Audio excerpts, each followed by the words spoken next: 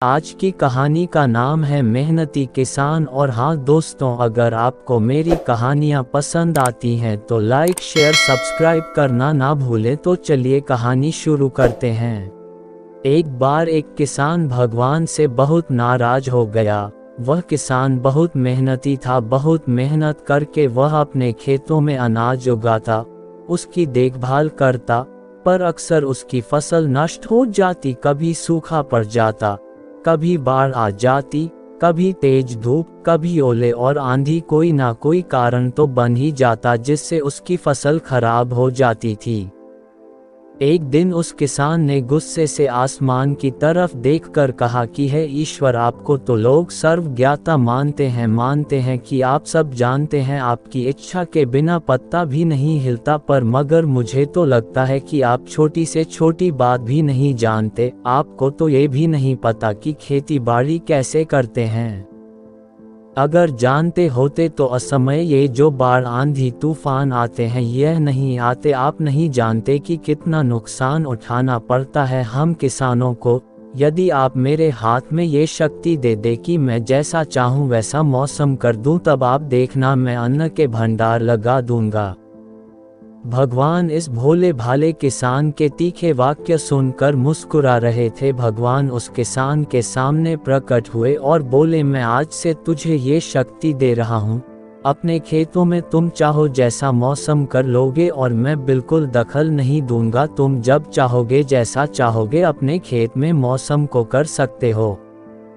किसान बहुत खुश हो गया। उसने गेहूं की फसल अपने खेतों में बोई। जब उसे लगा कि खेतों को धूप चाहिए तो उसे धूप मिली, जितनी धूप चाहिए, और जब पानी चाहिए तभी उसने खेतों में पानी बरसाया। आंधी तूफान बाढ़ कुछ भी उसने अपने खेतों पर आने नहीं दिया। किसान के खेत में इस साल ऐसी फसल हुई जैसे पहले कभी नहीं हुई, ऊंची ऊंची और हरी हरी। मन ही मन बहुत खुश हुआ और सोच रहा था कि अब सबूत के साथ दिखाऊंगा भगवान को कि इसे कहते हैं शक्ति का सही उपयोग। मेरी सफलता देखकर उन्हें अपने नियम जरूर बदलने पड़ेंगे। कुछ दिन बीते, फसल कटने के लिए तैयार हो गई। किसान फसल काटने लगा, पर जैसे ही उसका ध्यान गेहूं की बाली पर गया उसने अपना सिर पीट लिया, रोने चिल्लाने लगा। गेहूं की एक भी बाली के अंदर गेहूं का एक दाना नहीं था। सारी बालियां अंदर से खाली थी। किसान बहुत दुखी हुआ। उसने रोते हुए ईश्वर को फिर पुकारा कि हे प्रभु, ये तुमने मेरे साथ क्या किया? क्या तुमने मुझे सजा दी? भगवान बोले, ये तो होना ही था पुत्र। तुमने पौधों को संघर्ष का मौका ही कहाँ दिया। ना ही तुमने उसे आंधी उसे जूझने दिया, ना ही तेज बारिश को सहने दिया, और ना ही तेज धूप में तपने दिया। एक भी चुनौती का सामना तुमने उन्हें नहीं करने दिया। इसीलिए सारे पौधे खोखले रह गए। जब आंधी तूफान तेज बारिश पड़ती है तभी यह पौधे अपने अस्तित्व को बचाने के लिए संघर्ष करते हैं, और इसी संघर्ष से एक बल पैदा होता है जिसमें शक्ति होती है, ऊर्जा होती है।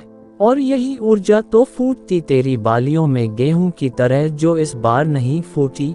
तूने उन्हें उन कठिन परिस्थितियों से गुजरने ही नहीं दिया जहां उनके अस्तित्व का जन्म होता। सारी बालियां इसीलिए खाली है, उनमें गेहूं का एक भी दाना इसीलिए नहीं है क्योंकि तूने अपने पौधों को संघर्ष तो कराया ही नहीं। याद रखिए, स्वर्ण में स्वर्ण आभा तभी आती है जब वह आग में गलने और तपने और हथौड़े से पिटने जैसे संघर्षों से गुजरता है। कोयले का टुकड़ा हीरा तभी बनता है जब वह उच्च दाब और उच्च ताप की मुश्किल परिस्थितियों से गुजरता है। इसी तरह अगर हमारी जिंदगी में कोई संघर्ष ही ना हो और कोई चुनौती ही ना हो तो हम भी गेहूं की बाली की तरह खोखले ही रह जाएंगे। हमारा कोई अस्तित्व नहीं होगा। विपरीत परिस्थितियां, चुनौतियां, समस्याएं हमें और अधिक निखारती हैं। यदि जीवन में मुश्किल परिस्थितियों में चुनौतियां आए तो घबराना कैसा, इनका सामना करना चाहिए। विश्वास रखिए, हम और अधिक निखरेंगे और मजबूत बनेंगे। किसी ने सही कहा है, जिंदगी जीना आसान नहीं होता, संघर्ष किए बिना कोई महान नहीं होता। जब तक पड़े नहीं हथौड़े की चोट, पत्थर भी भगवान नहीं होता।